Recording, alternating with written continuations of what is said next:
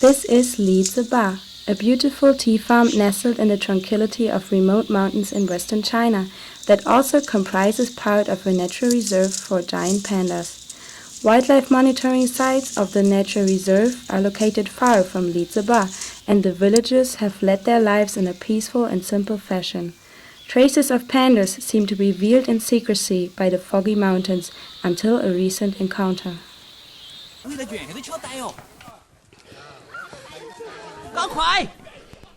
Hurry up, to the pen!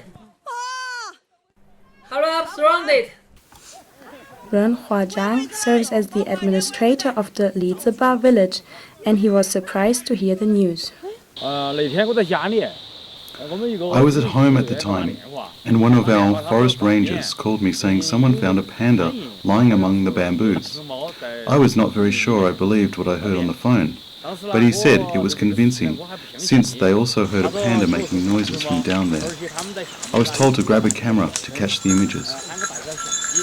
Chen Yiping works for the nature reserve, and he was right there in the village at that time.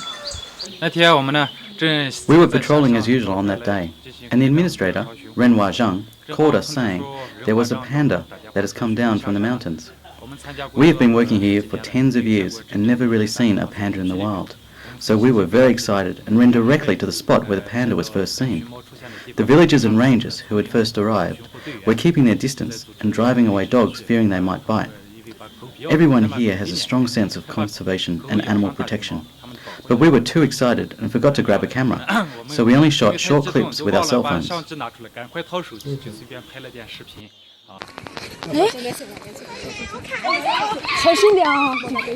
Careful!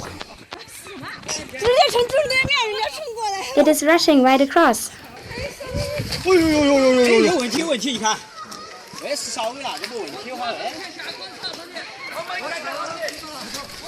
Come, everyone, come! Drive it to me!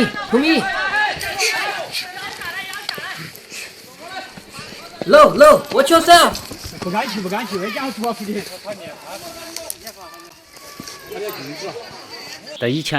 They have been seen by the riverside a couple of times, but it's quite rare that panda walk right into the village and close to people.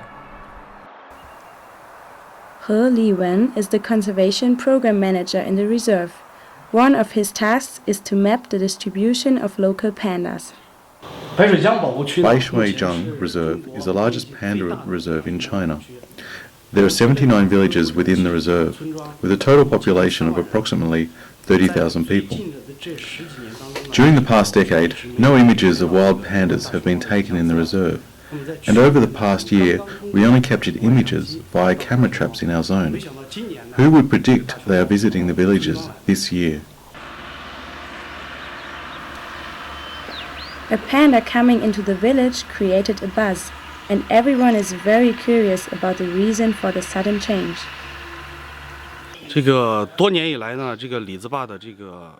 For quite some years, the conservation problem of Liziba was a significant concern. Some locals participated in illegal trade by smuggling wild resources from Liziba to the outside. This kind of situation was going on for many years.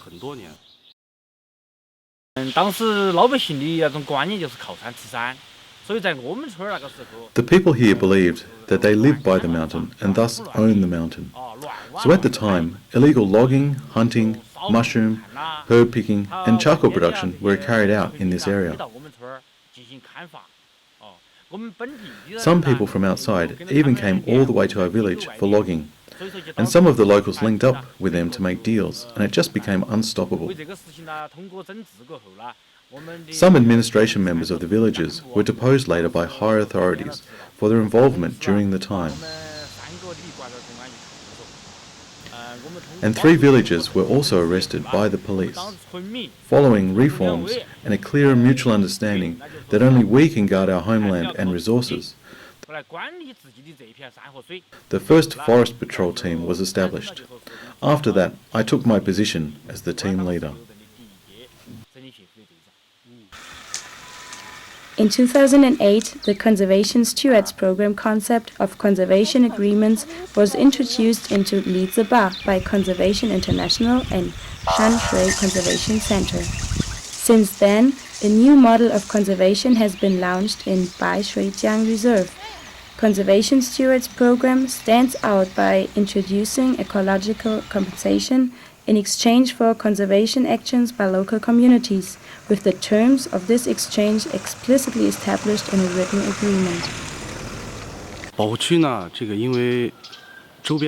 Since there are more than a few communities located around the reserve, it's a huge amount of work to guard over the wild resources, and we were under a lot of pressure. After hearing of the CSP program in 2008, we wondered if it would be possible to implement here, and to try and solve the conflict between conservation and development, and to change the way of utilising community resources for good.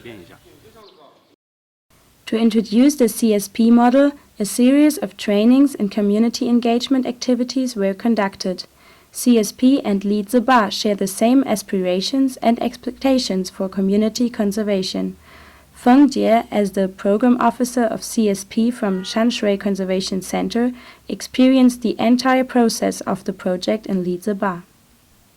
We came to the community and shared the expectations of the project with both the reserve authorities and the community.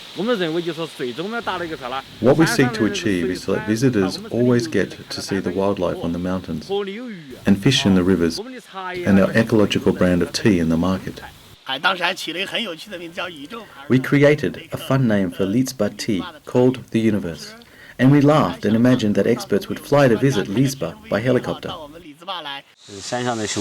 Pandas on the mountains, fish in the rivers, lives in the cozy villas. Universally famous organic tea in Liziba.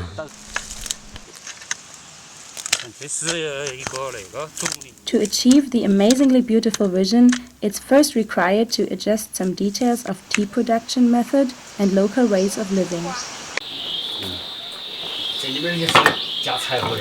This tea processing machine consumes about 4 to 5,000 kilos of dry wood per year. To further promote CSP program, we conducted a feasibility assessment involving the reserve and the community leaders to make sure of the conservation targets, the threats faced by these targets, and which of the threats can be addressed. Based on the research, we presented our proposed conservation actions to the community. With the feasibility analysis as a first step, the threats against forests and panda are identified. First, the production of tea should be adjusted to reduce full wood harvesting, and second, external pressure should be stopped. Thus, discussions produced the outline of the project. Shanshui Conservation Center is a technical supporting organisation and the funder. Lanzhou University is the third party for outcome monitoring and evaluation, and the reserve and the community are to sign the agreement as the two parties of the agreement.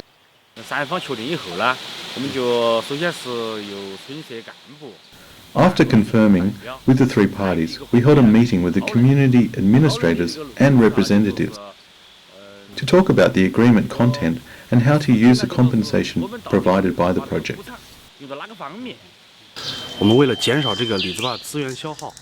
To reduce wood consumption in Liziba, we built wood-saving stoves for the villagers and replaced traditional tea processing machines with electric machines. To help the community with economic development, we also helped them establish cooperatives. For the patrol team, we got a fixed office location. And at the end of the year, if their work meets the terms of the conservation agreement, we give them a conservation award. In 2009, we signed the first conservation agreement with the community. Conservation Stewards Program was launched and changes took place. The community made new regulations on community resource management, and the patrol team started to patrol as per the agreement. No clear cutting when collecting fuel wood for daily needs, no dumping garbage into the river, and absolutely no logging in the national forest, community-owned forest or the buffer zone. research zone of the reserve. These are all written into the agreement signed with each family, which requires them to obey and behave. And, as to the scope of the patrol team duties, besides daily patrolling, we also need to respond to any emerging damage that occurs or is reported.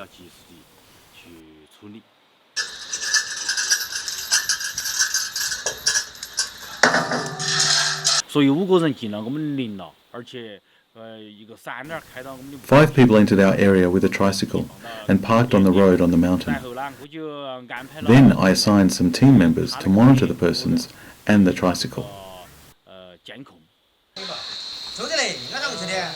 After 3 days of monitoring, 5 community outsiders, here to illegally dig for medicinal herbs, were stopped on their way out, and the reserve staff also came to respond. First, to clarify our identity. We are from the Conservation Bureau. The reserve is divided into research zone and buffer zone, and you have entered the buffer zone. We will have to go check the location. If you enter the core zone for these precious herbs, it can either be an illegal act to the lowest degree or a criminal act to the highest degree, depending on the location you dug and the quantity you took. We admit it is a violation of regulation. Now, since you have clarified, we never knew it before, and since you have made it all clear, we are now aware. We have to confiscate everything you dug right away, and you need to all bring your identification to our office for your penalty. According to statistics, there have been 40 to 50 incidences of illegal logging between 2003 and now. 2 incidences of illegal hunting were caught by us at the scene, and about 10 to 20 incidents of illegal herb or mushroom collection found. While conservation activities are conducted, the compensation scheme is also implemented. Although certain outcomes are achieved, some problems also popped up during the first year. The third-party evaluation found that some villages did logging in the forbidden zone, which means Liziba failed the first evaluation. What the date is today? Right. The third-party evaluation found illegal logging. Therefore, 30% of the conservation award was cut. The community was somewhat disappointed, since most of other required activities were completed well, but it also reminded us to clarify indicators of logging and definitions of violations when making agreements. After the first round of CSP program, we emphasized the terms of violations in the second round. Forest logging in Liziba had to be stopped.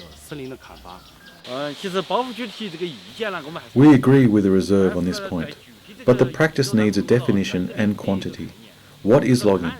Does it mean cutting down 1 tree, 2, or 3, or 10?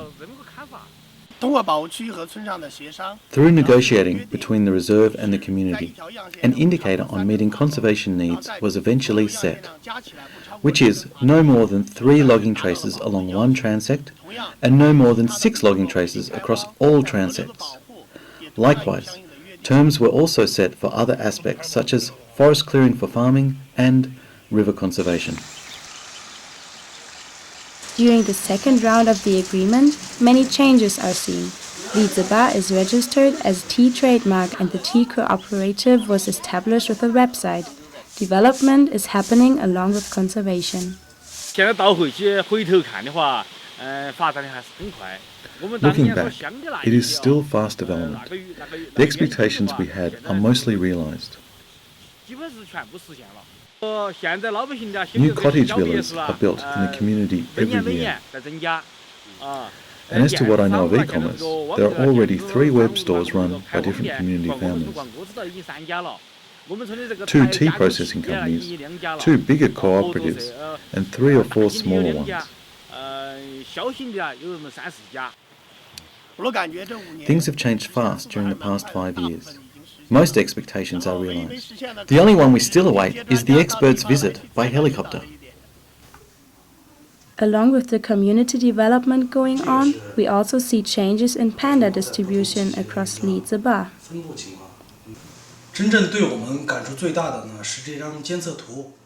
What impresses us most is this monitoring map, from which we can see how the distribution of panda traces changed from 2009 to 2012. The green spots are the traces marked in 2009, which is limited to the 4 zones. But since 2010, the purple, orange and blue spots are shown in more different zones, with an increasing number and enlarged active area.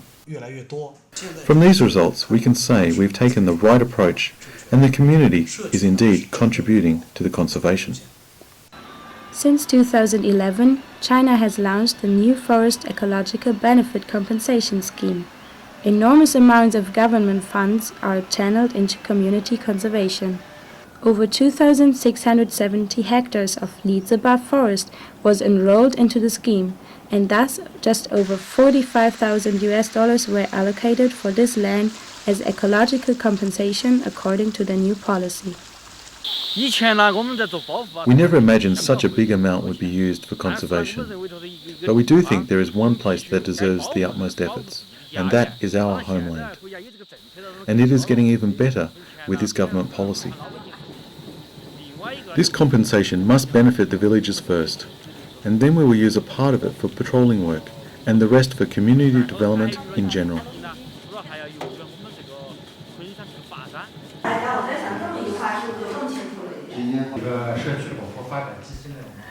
We propose a way to manage the Community Conservation and Development Fund.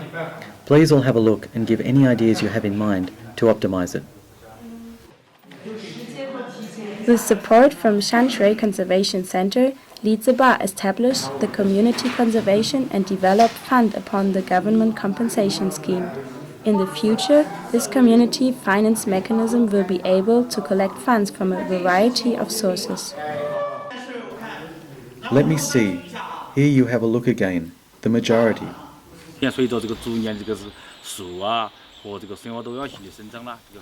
The trees and biodiversity are all increasing by year, and the natural environment will get better and better.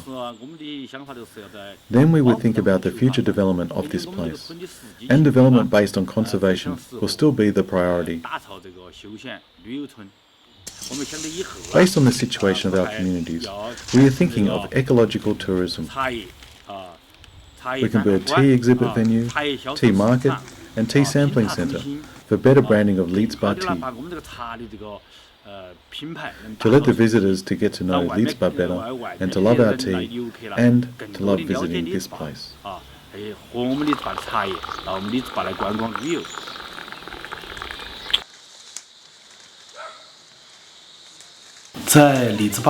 are writing a manual for managing Baishuijiang community-owned forest for public ecological benefit. Based on the experiences from Liziba, we are designing our own compensation methods for forest ecological benefits, bearing that hope that we may share these valuable experiences with our other villages and help make positive change happen for them too.